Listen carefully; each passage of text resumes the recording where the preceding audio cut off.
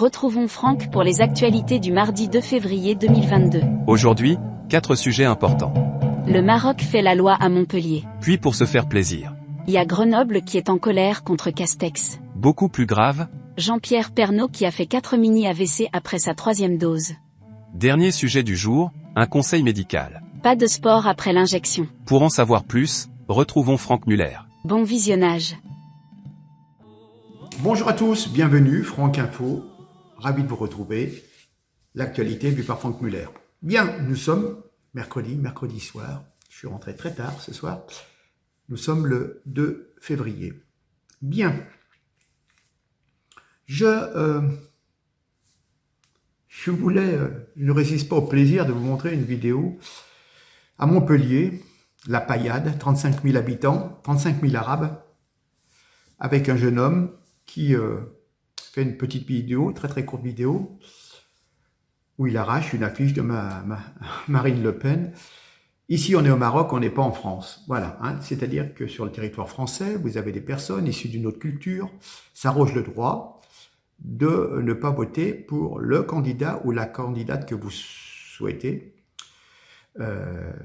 Sans dit long, si un Français se permettait de faire cela en Algérie ou au Maroc, je pense qu'il aurait peut-être des problèmes avec les autorités, hein. Et ici, évidemment, en France, tout est permis. Donc, je vous laisse regarder cette petite vidéo, très courte vidéo. À tout de suite. L'heure est grave, les amis. Marine Le Pen à la Paillade. 35 000 habitants, 35 000 Arabes. Cette affiche n'a rien à faire ici. Ça n'a rien à faire ici, ça. Ici, on est au Maroc. On n'est pas en France. Je reviens, oui. Donc, vous avez vu, voilà, bon, un énergumène, bon. Mais bon, c'est eux qui font la loi dans les quartiers, hein. Voilà. Maintenant, une vidéo qu'on va dire plaisir. Je crois que c'était samedi dernier. Pas trop loin de Lyon, d'ailleurs, à une centaine de kilomètres. En banlieue grenobloise, le Premier ministre, Jean Castex, était en déplacement dans ce qu'on appelle les quartiers prioritaires de la politique de la ville. Le quartier des Essarts et de la Villeneuve à Échirolles. Voilà. Assassins, escrocs. Voilà, ce Premier ministre Jean Castex qui était en déplacement ce samedi dans les quartiers prioritaires s'est fait particulièrement remonter les bretelles et a dû un petit peu s'esquiver.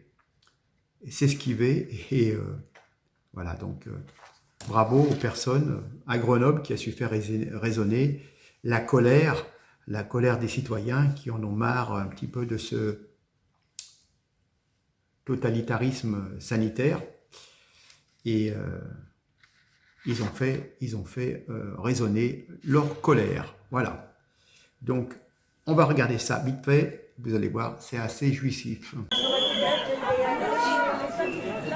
À peine sorti d'un échange avec des jeunes, Jean Castex est insulté par des antivax. Mais le Premier ministre continue son chemin. Si ces incidents restent isolés, les antivax n'étaient pas nombreux. Le Premier ministre a décidé de légèrement changer son programme. Il devait se rendre dans un gymnase pour évoquer l'inclusion par le sport. Mais des antivax l'attendaient aussi sur place. Jean Castex s'est finalement rendu dans un centre de vaccination où il dit regretter ces incidents. Matignon précise que jamais la sécurité du Premier ministre n'a été menacée, mais regrette ces incidents. Selon le président de l'Assemblée nationale, au total, 540 députés sur les 577 ont été agressés au cours de ces 3 derniers mois.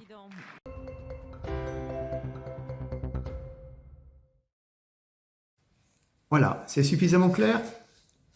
Bon, eh bien écoutez, dans une grosse soixantaine de jours, il faudra aller voter, hein. Donc il faudra peut-être dégommer tous ces pingouins là, qui nous enquiquinent depuis 5 ans. J'ai vu Darmanin à midi, tout à fait par hasard, qui était donc reçu par... il y avait une assemblée d'un syndicat de la police, Alliance Police je crois, et les candidats aux élections venaient présenter chacun leur programme. Mais Darmanin, gouvernement de Macron, Ça fait 5 ans qu'ils sont au pouvoir. Et là, vous apercevez que 2 mois avant les élections, on vient vous dire on va embaucher 7000 policiers. Hein? Ils vont aussi embaucher des infirmières. Après avoir fermé, liquidé 15 000 infirmières, ils vont peut-être en embaucher. Ils vont peut-être ouvrir des chambres d'hôpitaux après en avoir fermé déjà 5700 sur 2021. Voilà. Alors ces gens-là, on a l'impression qu'ils viennent de s'apercevoir des problèmes.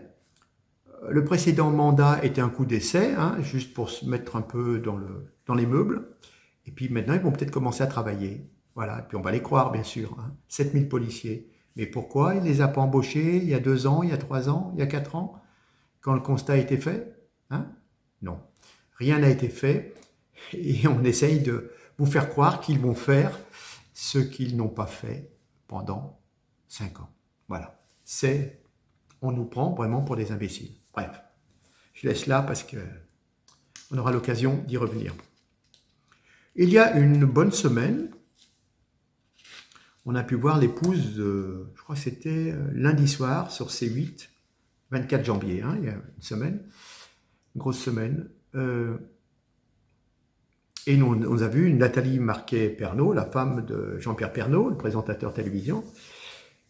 On nous explique que 3 ans après avoir vécu un cancer de la prostate, l'ex-présentateur du journal de TF1, qui est déjà un cancer des poumons, a subi 4 mini-AVC depuis le début du mois de janvier 2022. Voilà. Et donc, c'est l'ancienne Miss France, Nathalie Marquet, qui a révélé cette information. Donc, cette émission dont je vous parle, c'était Touche pas à mon poste, avec Cyril Hanouna. Et elle a posé une question au professeur Didier Raoult, qui était présent, et elle nous a dit que son mari avait reçu sa 3e dose de vaccin quelque temps avant ces 4 accidents, et elle s'interrogeait sur un lien possible. Je cite, « À l'hôpital, j'ai dit, écoutez, 8 jours après qu'il ait fait ce vaccin, il a fait ses mini-AVC. Y a-t-il un rapport ?» Et elle explique que les médecins nient tout lien entre le vaccin contre le Covid et ces petits AVC. Voilà. Hein, je n'ai pas le droit de dire ce que j'en pense. Hein, vous savez très bien que je ne peux pas m'étendre. Nous ne sommes pas en liberté d'expression. Compliqué, hein, c'est très compliqué.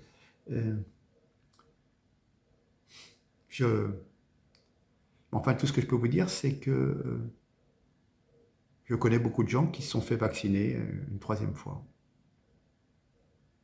Mais ça ne les a pas empêchés d'avoir des symptômes de grippe ou d'avoir le Covid, tout simplement. Ah, mais ils l'ont eu beaucoup moins fort que s'ils ne l'avaient eu en n'étant pas vaccinés. Ah oui. Soyez-en persuadés, hein, je vous le jure, hein, voilà. Hein. Donc voilà, c'est comme ça.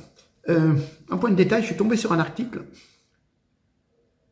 Vous savez qu'il y a plein de sportifs qui ont eu des problèmes, mais qui ne sont pas du tout liés au vaccin. Hein. N'allez pas croire ça. Hein. Je n'ai jamais dit que tous les footballeurs qui ont fait des crises cardiaques, des myocardies, etc., qui sont tombés sur le terrain, les sportifs qui n'ont pas pu aller aux Jeux Olympiques, etc., etc., cela n'a aucun rapport, soyez-en persuadés, avec les injections. Hein. D'accord, ne me faites pas dire ce que je n'ai pas dit. Hein.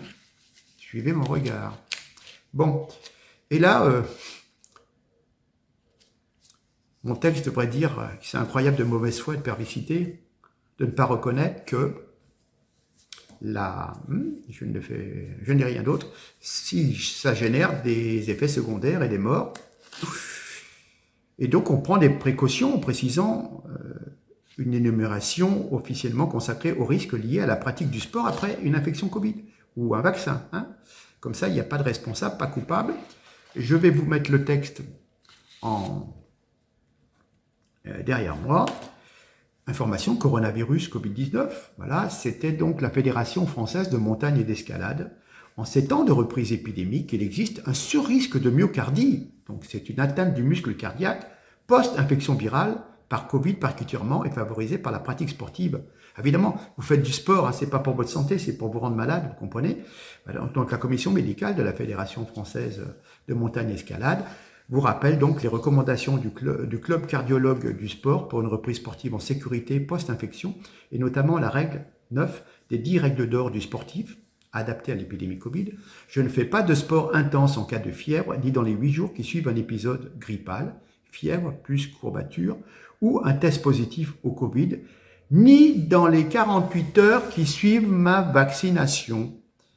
Et bien sûr, aux moindres symptômes, tachycardie au repos, essoufflement persistant, fatigue sévère, notamment les sports, il faut consulter votre médecin. Voilà. Hein. Eh bien, écoutez, maintenant vous êtes au courant. Hein. Donc, pas de sport après le Covid, même après la vaccination. Voilà. Mais n'y voyez absolument aucun lien de cause à effet. Vous me connaissez, hein. Je n'irai jamais dire ça. Hein. J'aurais trop peur qu'on me supprime ma chaîne. Voilà. Bon, mais écoutez, on va rester là ce soir. Je pense que dès demain, je ferai une nouvelle vidéo dans d'autres circonstances. Je vous souhaite une bonne soirée. Je pense que vous allez recevoir cette vidéo jeudi matin. En tous les cas, merci de vos commentaires. N'oubliez pas de nous aider à continuer notre aventure en nous aidant financièrement, s'il vous plaît.